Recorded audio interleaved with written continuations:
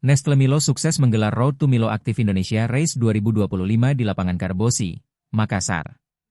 Ajang lari yang bertujuan mempromosikan gaya hidup sehat ini menarik 3.500 peserta dari berbagai usia, terbagi dalam kategori 5K dan Family Run 25K. Wali Kota Makassar Munafri Arifuddin melepas peserta bersama jajaran Pemkot dan manajemen Nestle Indonesia.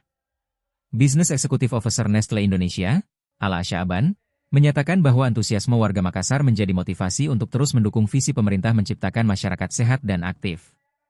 Dalam ajang ini, Ferry Fadri dan Fisnawati keluar sebagai juara di kategori 5K Putra dan Putri.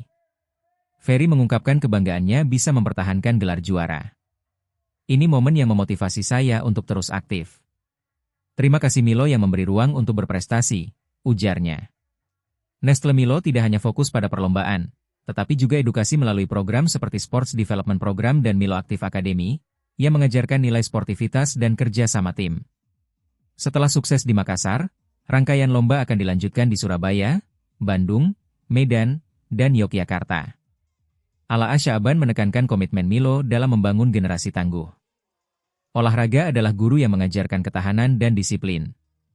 Kami percaya, melalui aktivitas ini, masyarakat bisa menjadi lebih sehat dan berprestasi, katanya.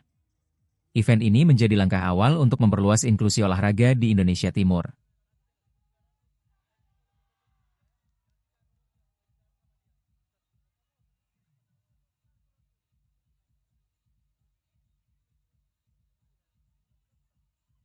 Download Tribun X sekarang, menghadirkan lokal menjadi Indonesia.